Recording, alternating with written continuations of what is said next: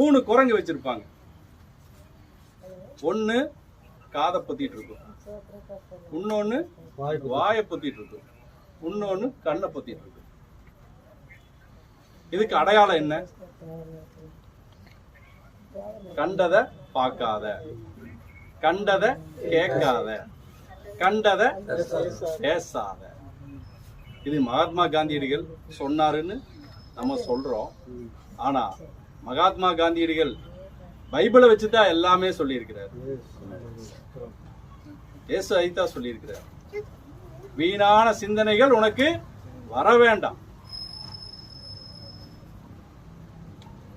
பூமியில் இருக்கிற எந்த பாவமும் நீ பார்க்காத, மற்றவங்க பாவம் செய்வாங்க நீ செய்யாத அப்படின்னு கண்டித்து உணர்த்துகிறதா நம் தேவன். அப்படித்தான் நம்ம இருக்கணும், நம்ம ஜீவியம் அப்படித்தான் இருக்கணும். கண்டதெல்லாம் பார்க்கலாம், கண்டதெல்லாம் செய்யலாம், கண்டதெல்லாம் பேசலாம் அப்படின்னு நம்ம இருக்கக்கூடாது. இதுதான் ஞானத்தின் ஆரம்பம்.